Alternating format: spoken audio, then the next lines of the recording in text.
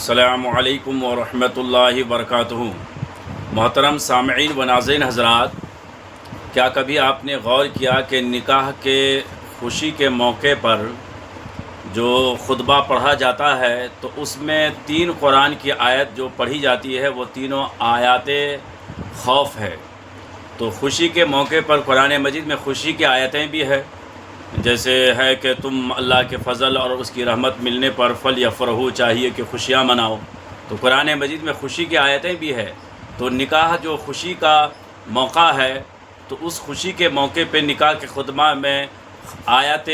خوف کیوں پڑھی جاتی ہے؟ وہ بھی 3 آیت پڑھی جاتی ہے اور تینوں آیت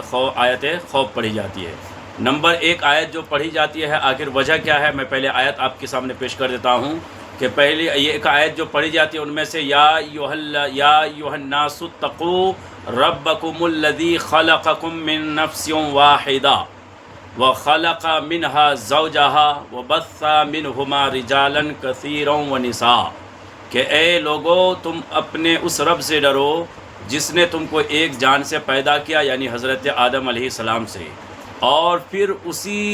سے ان کے جوڑے کو پیدا کیا، اور پھر ان دونوں سے اللہ تعالیٰ نے بہت سارے مرد اور عورتوں کو جو ہے پھیلایا۔ تو ایک یہ آیت پڑھی جاتی ہے جس میں ہے کہ کہا گیا کہ اے لوگوں اللہ سے ڈرو، تو یہ آیت بھی آیت خوف ہے۔ اور دوسری آیت پڑھی جاتی ہے کہ یا ایھا الذین آمنوا اتقوا اللہ وقولوا قولا سدیدا یصلح لکم اعمالکم، کہ اے ایمان والو اللہ سے ڈرو اور سچی بات کہا کرو کہ تاکہ تمہارے اعمال کو درست کیے جائیں۔ اور یہ دوسری آیت پڑھی جاتی ہے تو یہ آیت بھی آیت خوف ہے۔ اور تیسری آیت جو اس میں پڑھی جاتی ہے یا ایھا الذین آمنوا اتقوا اللہ حق تقاتہ ولا تموتن الا وانتم مسلمون، کہ اے ایمان والو اللہ سے ڈرو جیسے کہ اس سے ڈرنے کا حق ہے اور تم مسلمان ہی ہو کر مرنا۔ تو یہ تیسری آیت بھی جو پڑھی جاتی ہے یہ بھی آیت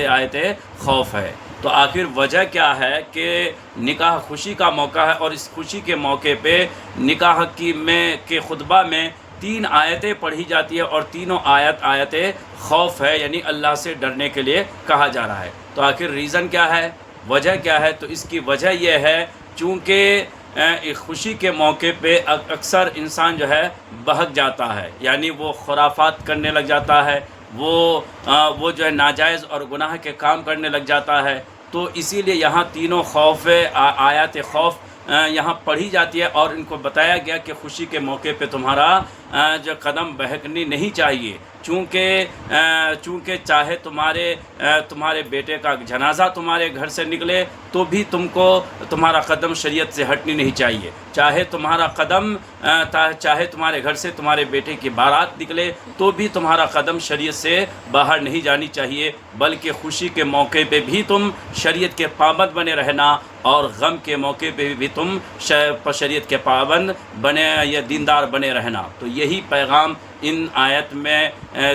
آیتوں کو پڑھ کے نکاح کے خطبہ میں دیا گیا کہ خوشی کے موقع پہ بھی تمہارا قدم بہکنے نہیں چاہیے، ورنہ ہمارا حال کیا ہے کہ غم کے جتنے بھی معاملات ہوتے ہیں وہ شریعت کے مطابق ہم جو ہے غم مناتے ہیں۔ کسی کا انتقال ہو گیا تو قرآن کی تلاوت کی جاتی ہے اور ایصال ثواب کیا جاتا ہے، لوگوں کو کھانا کھلایا جاتا ہے، یعنی سارے کام جو ہے وہاں شریعت کے مطابق تقریباً ہوتے ہیں۔ لیکن جہاں خوشی کی بات آتی ہے تو وہاں جو ہے ہم شریعت کو پس پشت ڈالتے ہیں، وہاں اپنی مرضی چلانے کی کوشش کرتے ہیں۔ تو اسی لیے اس آیت میں یہ آیتیں جو خطبہ میں پڑھی جاتی ہے تو اس میں گویا کہ لوگوں کو پیغام دیا گیا کہ خبردار تمہارے قدم جو ہے شریعت سے ہٹنی نہیں چاہیے اس خوشی کے موقع پر، ورنہ اگر تمہارے قدم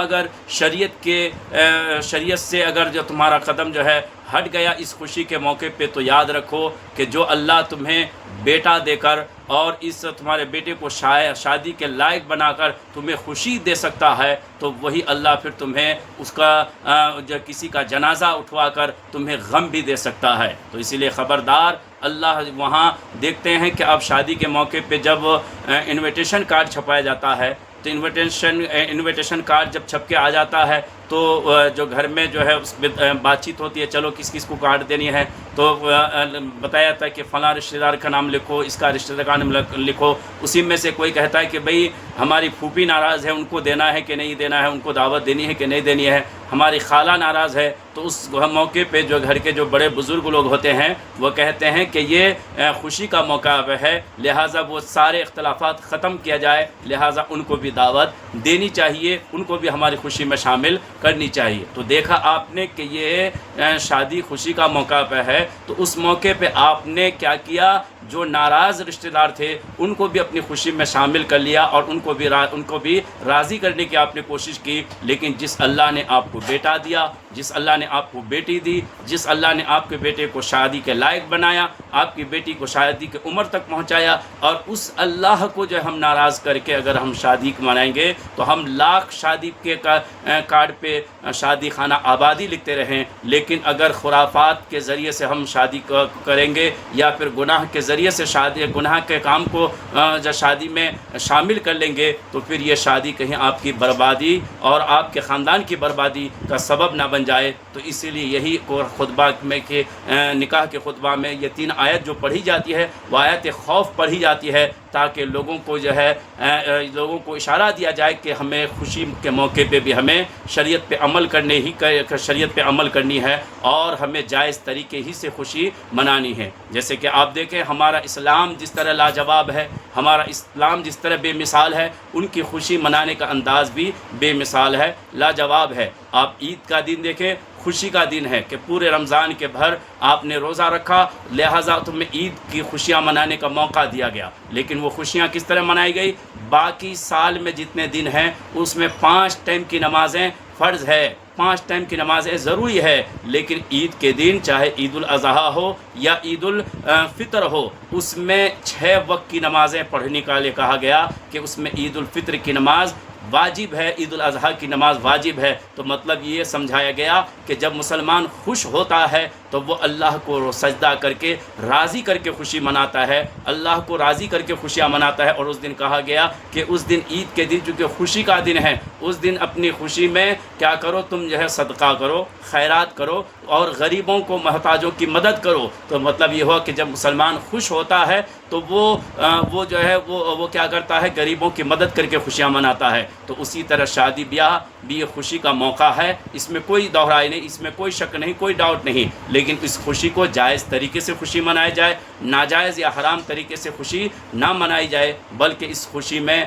جو ہے ولیمہ ہے، ولیمہ کر رہے ہیں، ولیمہ کرنا سنت ہے، لیکن ولیمہ کا وہ سب سے بدترین کھانا کہا گیا اس ولیمے کے کھانے کو جس میں صرف امیروں کو اور سیٹھوں کو، مالداروں کو دعوت دی جائے اور غریبوں کو جو ہے اس میں دعوت نہ دی جائے، غریبوں کو کھانا نہ کھلایا جائے۔ تو اسی لیے وہاں بھی ہمیں شریعت نے کہا ہے کہ وہاں غریبوں کو جو ہے تم جو ہے، چونکہ امیر تو اپنے گھر میں اچھی غذائیں کھاتے رہتے ہیں، وہ خرید ان کے پاس پیسہ ہے، لیکن غریب ہے جو محتاج ہے